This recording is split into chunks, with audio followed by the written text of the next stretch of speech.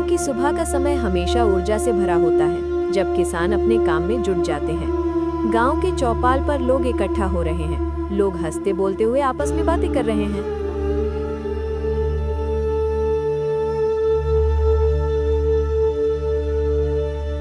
आज फसल बोने का सही समय है। हाँ, पर बारिश का ध्यान रखना होगा।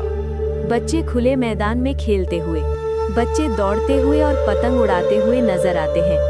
बच्चों का जोश और मस्ती पूरे गांव को जीवंत बना देता है। सूरज ढलते ही गांव का माहौल बदलता हुआ लोग अपने अपने घरों में लौटते हैं। सूरज ढलते ही गांव का शोर थम सा जाता है, जैसे कोई अनकही चेतावनी हो। गांव में रात का अंधेरा छा जाता है। घरों के दरवाजे बंद होते हैं, खिड़कियां झांकने लगती हैं। रात के समय गांव में एक अजीब सा खामोशी फैल जाती है, जैसे डर के साए में हो। एक बूढ़ा व्यक्ति बच्चों को भूत की कहानी सुनाता हुआ।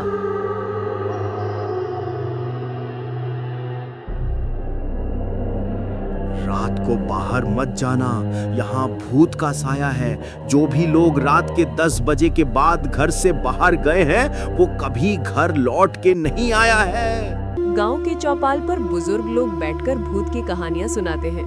बुजुर्ग हाथ हिलाते हुए कहानियां सुनाते हैं, बच्चे ध्यान से सुनते हैं। एक समय की बात है। इस गांव में एक अजीब सी छाया दिखाई दी थी। फिर क्या हुआ दादाजी? बच्चों के चेहरों पर डर और उत्सुकता दिखाई देती है। बच्चे एक दूसरे को देखते हैं। उनकी आंखों में डर की छाया साफ झलकती है। इन कहानियों का असर बच्चों के चेहरों पर साफ दिखाई देता था। मुझे तो अब रात के अंधेरे में जाना भी डर लगता है। और तो और दिन में भी हम लोग कैसे खेलेंगे? हाँ, मुझे भी। अब तो हम लोग को घर में ही रहना होगा। यहाँ गांव के युवा भी डरे हुए थे। इन कहानियों के बारे में चर्चा करते हैं। कुछ युवा आपस में बातचीत करते हैं। मुकेश भाई, क्या ये कहानियां सच में हुई हैं या सिर्फ कल्पना है? पूरे गांव में इसका डर का मातम है। अब हम लोग खेत में कैसे काम करने जाएंगे, कुछ समझ में नहीं आ रहा है। चिंटू भैया, कौन जानता है, पर डर तो लगता है। मैंने तो सुना है जो भी लोग रात में बाहर निकलते हैं वो कभी लौट के नहीं आया है।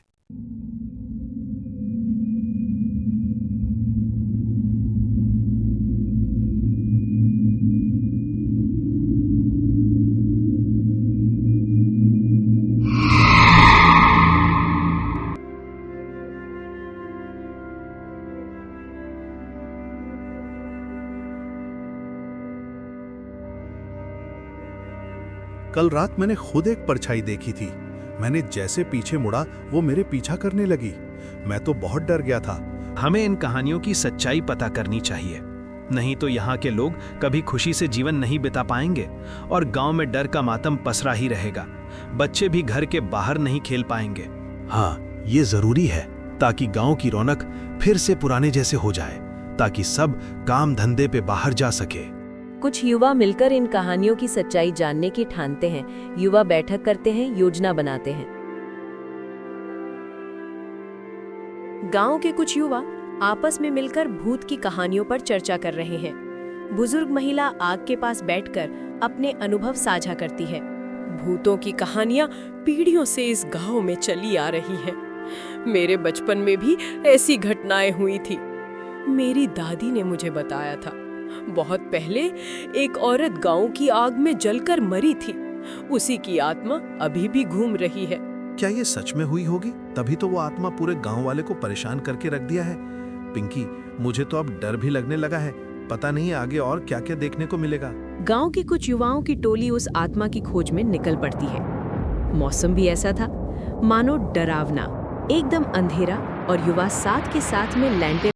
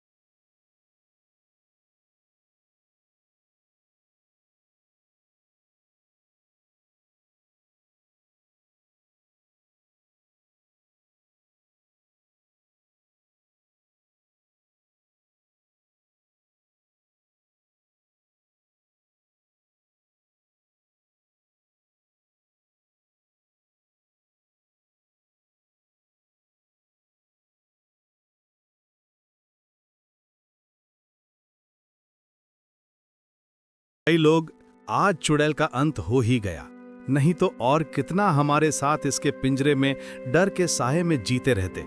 अब कोई किसी से नहीं डरेगा। मुकेश भैया, चलो अब गांव वाले को भी इसकी खबर दे देते हैं। चुड़ैल का अंत हो गया है और इस खबर को पूरे गांव में फैला देते हैं। अगली सुबह गांव के चौपाल के नीचे मुकेश सभी गांव वाले से कहता है, भाई लोग, मैंने भूत का अंत कर दिया है। अब किसी को डरने की जरूरत नहीं है। सभी लोग अब खुशी से जीवन बिता सकते हैं और अपने अपने काम धंधे पे जा सकते हैं। बच्चे भी अब घर से बाहर खेल सकते हैं। मुरली बाबू, सच में ये तो अच्छी खबर सुनाई है मुकेश ने। अब तो हम लोग रात में भी चिंटू के यहाँ चाय पी सकते हैं। धनीराम बाबू, सच। अब गांव वाले रात में भी घूम सकते हैं। सूरजपुर गांव मानो फिर से सूरज की किरणों में फूल उठा है। गांव में फिर से मानो चहल पहल फैल गई, जैसे रौनक लौट आई है। चाय की टपरी हो या सब्जी का बाजार, सभी जगह लोग दिखते मिलेंगे। क्या चंदन भाई, चाय कैसी लग रही है? अब तो कोई डर नहीं है। नहीं रे पप्पू, अब सब चीज ठीक हो गई है।